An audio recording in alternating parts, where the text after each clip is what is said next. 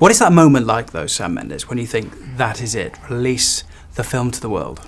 Oh, it's great. It's fantastic. Well, it's fantastic if you're pleased with it. I've been in situations where I'm not ready to let it go. I wish I just had another couple of weeks, and you have to.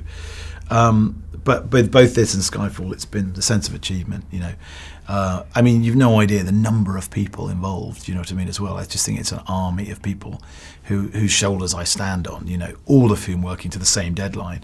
So you've got a lot of relieved visual effects houses all around Soho right now, and people sleeping for the first time in weeks, It's a stunning film. Congratulations, Sam. Thank you very much. Thank you. In terms of what you wanted to achieve with Spectre, was it the phrase Daniel said to me, you wanted a film that was better than Skyfall, competes with Skyfall? How do you play it? How do you phrase that? For me, it was. I'm.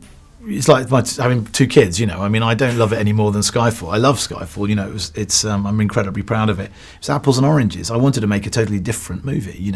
And I think what we made is something more, perhaps flamboyant, a little bit more old school, certainly more mischievous, and perhaps a bit more fun, with some of the old bells and whistles that you might have got in the sort of 70s era Bonds. A love story, which the last one wasn't. The sort of second half of Bond's childhood told sort of through the cracks of the story. And the continuation of a new MI6 team who I kind of cast in the last movie and felt very possessive of, Ralph Fiennes, Naomi Harris, Ben Whishaw, etc. So, for me it's a totally different movie, but complementary.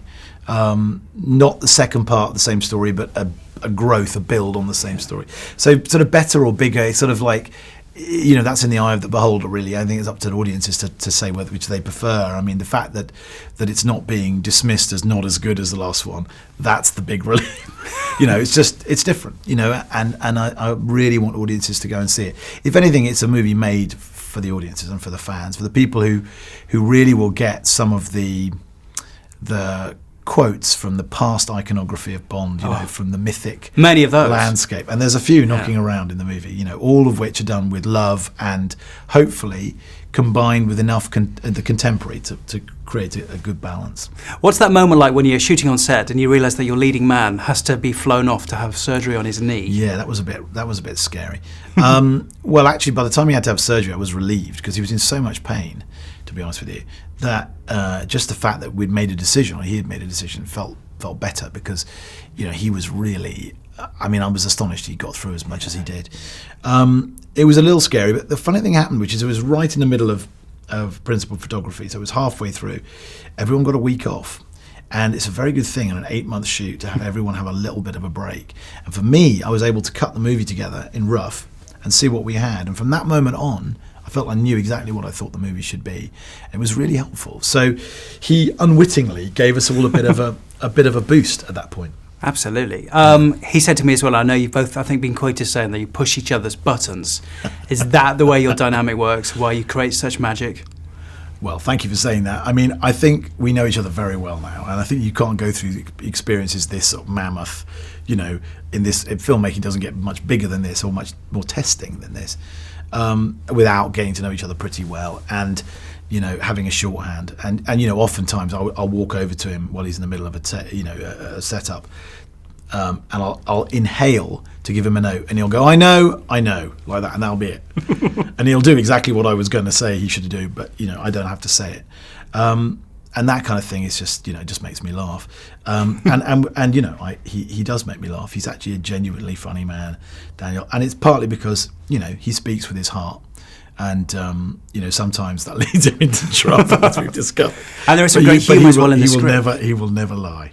Oh, that's good to know. Yeah. Is he happy with the film? He seems to be thrilled. No, I know he's thrilled, actually. Yeah. I know it, and I can feel it. I could feel it when he saw it. It was, and that's almost the biggest compliment of all, really, because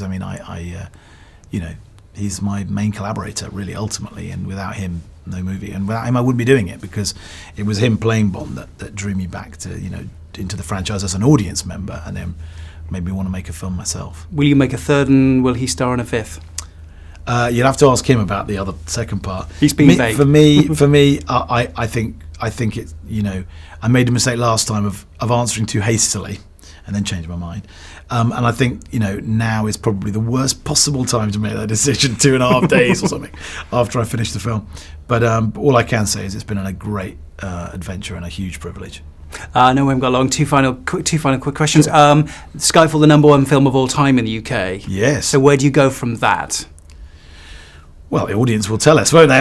I think it was a particular sort of perfect storm, Skyfall, because it was Olympic year, it was the 50th anniversary, there were no other movies out there really competing with it, whereas this one's got Star Wars coming along in a minute, which I'm dying to see.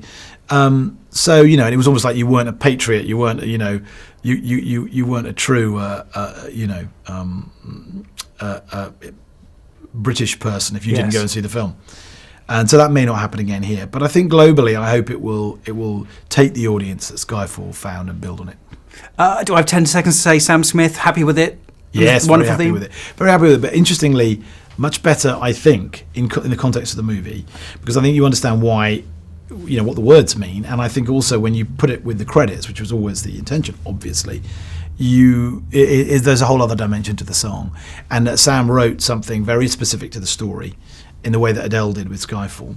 And of course, you have to release the song before the movie comes out, but it's much better when you see it in the movie. These titles are incredible. Okay, well, Danny Kleinman, that's Danny Kleinman, and he's great. Excuse me. He's great as well. Sam, thank you for your time. Thank you very much. Congratulations, sir.